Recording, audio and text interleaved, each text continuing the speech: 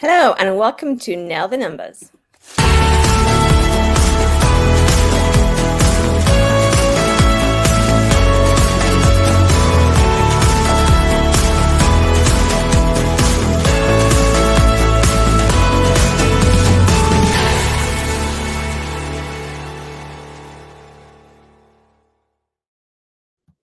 Hi there, welcome to this week's podcast of Nail the Numbers, and I am your host, Kerry Postal, and I have the privilege of being the owner and founder of Abacus Business Solutions, helping business owners to know, understand, and trust their numbers. So this week we are talking about your profit and loss report. So critical report that I encourage all business owners to review every single month.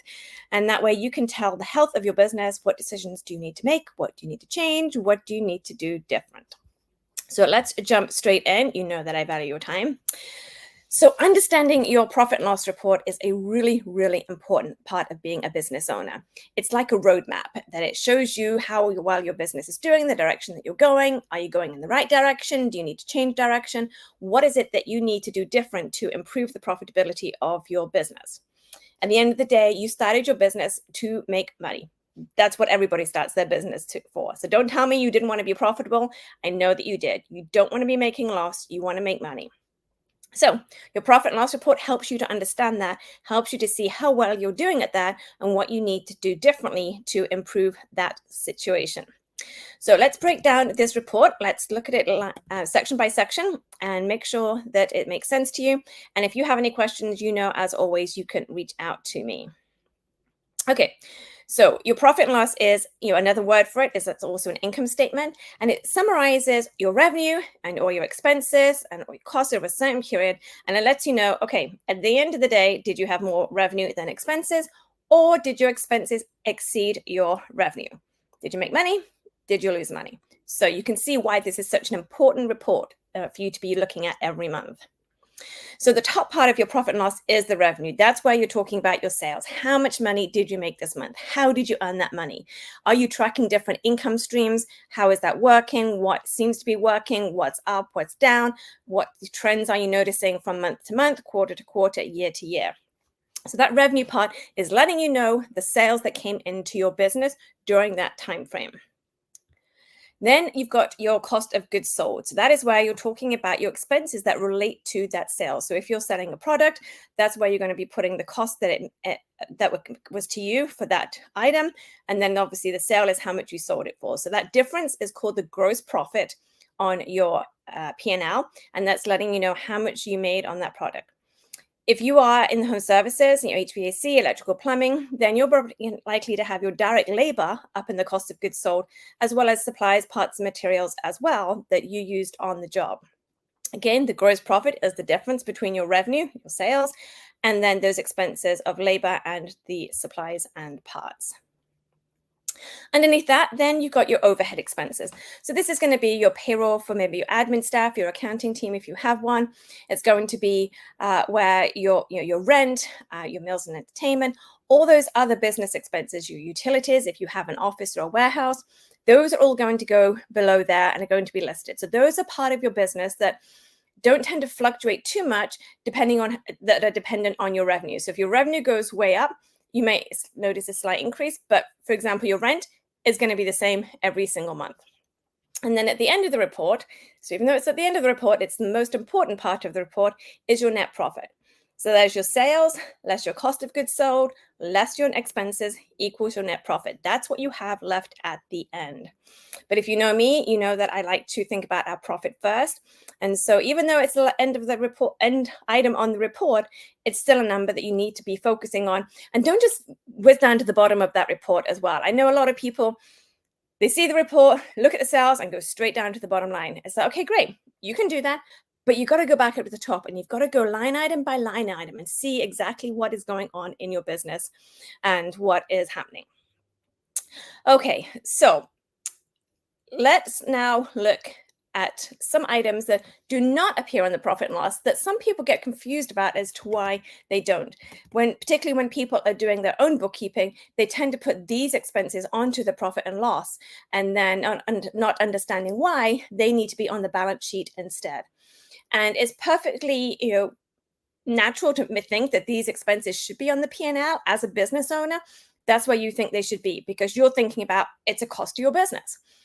But when you come into the accounting world and you've got your profit and loss, and then you've got your balance sheet, you've got your assets, you've got liabilities, you've got all these other parts of your business as well. And these get categorized into two different reports. So for example, let's take a loan payment. So say you have a truck that you finance and you pay, we're going to use round numbers to make it easy, $500 a month for your truck payment. I know most of you are thinking you would love your truck payment to be $500 a month. Stay with me. So $500. Out of that $500, you're going to have some of it paying down principal, and the other part is going to be the interest that you are being charged for that financing. So a lot of the times when we take over the books from a business that has been doing their own bookkeeping, we see the full $500 on that profit and loss report. And then when we go through, then we have to go through, break down the payment, and we put the interest into the interest expense on the profit and loss. But that $400, which is paying down the principal, has to go on the balance sheet, because that's where we are showing a liability that we have a loan for, say, $50,000, and $400 is now paying down part of that $50,000. So that's why we have to separate it. So cash flow purposes, yes, you've got $500 going out of your bank account. But when it comes to your financial reports, $100 is your interest expense, and the $400 is paying down the balance on that loan. So that's why they have to be separated like that. And that's why it's important that, you don't want to have that $500 sitting on your P&L, because basically that's going to make your expenses look higher than they actually are. So another item that we often see that gets put on the balance on the profit and loss report in error is an owner draw. So if you are, a sole proprietor, an LLC, S corp, then you might be taking an owner's draw as well. So that's when you're taking money out of the business. Maybe you're paying yourself a check for $1,000, either as a way to pay yourself or on top of your payroll if you're an S corp. And a lot of the time we see this on the profit and loss as well. Again, you see it as an expense to the business because you're paying yourself as the owner. But if this is not a payroll transaction, if this is not a salary payment, if it's a draw out of the business, we have to put it onto the balance sheet in the equity section. That's where it needs to go. That's just part of an accounting tax aspect. That's what we have to follow as accounting professionals. So again, when we take over some books and we see owners pay on there and they're not an S corp and they're not taking payroll, or they're taking payroll and this is their addition, we're going to move it off the P&L and we're going to put it onto that balance sheet. Again, people are like, well, that doesn't make any sense. It's an expense to my business. I want that to be, seen as an expense. And I get that. But when it comes to the accounting side, it can't be, on that profit and loss. So as, a cash flow wise, again, you can be aware like, okay, right, it's showing me I've made a $5,000 profit. I know that I took $2,000 for myself, and you can, allocate that in your mind as to, what those numbers are. But when it comes to accounting, when it comes to getting your P&L on your balance sheet ready for your tax professional to do your taxes, those are the rules that we have to follow. So I hope that makes it, a little bit clearer. If you have any other expenses that you've come across that you thought should be on the P&L, but they're going onto the balance sheet, let me know. I would love to, talk through those with you. Another thing that just came to my mind is a purchase of, say, a computer. If you buy, a $2,000 laptop, we may decide that we're going to, talk to your CPA. They say, yes, let's capitalize that. And then we're going to put that as an asset onto your balance sheet. It's not going to show as an expense. Now, if you go and buy a $500 laptop, then we're just going to most likely leave that on your P&L. So there's all these different aspects of the accounting that determines whether it's going on the P&L or if it is going on the balance sheet. I know it can get confusing, and that's why we're here. That's why you have professionals in this field that understand all the debits and the credits, assets, liabilities, expenses, revenue, all that stuff, which we love. That we love that as side of it. But, as a business owner, you're focused on what your business is, and that's okay. So that's why we're here to help you out. Okay, so your P&L, why is it so important? So it's giving you that financial overview. It helps you to see exactly how your business right decisions. Are you making money? Do you need to increase your prices? Do you need to decrease your expenses? It gives you all that information by looking through that, digging deep into the numbers, and really getting a grip as to what is going on in your business. And when you review your P&L on a regular basis, then you're going to see, different trends that are happening and maybe seasonal fluctuations. And that's really going to help you then to be able to plan for the following year when you have those same fluctuations. It allows you to make informed financial decisions. You often hear me use that phrase. You don't want to make a decision based on maybe what your phone is telling you. You want to make sure you really, really understand what's going on in the business.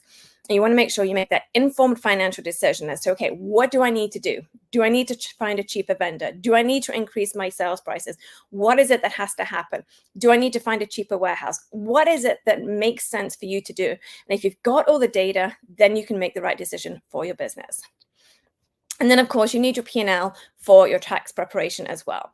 So accurate, up-to-date P&L statement is essential for your tax filing, and your tax professional will be extremely grateful when you give them that report or you give them access to your QBO, and it's up-to-date, it's accurate, and they can go ahead and file your taxes. So make sure you are reviewing your P&L on a regular basis. Make sure that, if you are not sure what some of the numbers are telling you, that you ask, consult someone, talk to a professional, make sure you understand exactly what your P&L is telling you. And then if you're not using software at the moment and you're trying to do all of this in a spreadsheet, then let's have a conversation. Let's see how we can get you set up on QuickBooks Online. So that way, then it's easier to produce a report and you're not trying to run all these numbers in a spreadsheet, which increases the case of an error. So in summary, your P&L is more than just numbers on a page. It's a story about your business's financial journey. How did it do in this period of time? How was my quarter? How was my month? How was my year? What's going on? What's working? What's not working? What do I need to do differently? So if this is something we can help you with, if this is something that just overwhelms you and you don't have a clue where to start, then reach out to us. Let's have a conversation. No pressure. I'm not a high pressure salesperson. That's just not me. I want to help. That's what my passion is, to be able to help business owners know, understand, and trust their numbers. So that's what we're all about at Abacus. So if you're listening to this on Spotify, then don't forget you can also subscribe and make sure then you don't miss any of our future podcasts. And if you're watching us on Facebook or LinkedIn or YouTube, thank you for watching. We will be on Spotify in a couple of days, so you can catch the replay, or you can obviously watch it on here again as well. So thanks for listening, and I hope that was helpful. We'll see you next time.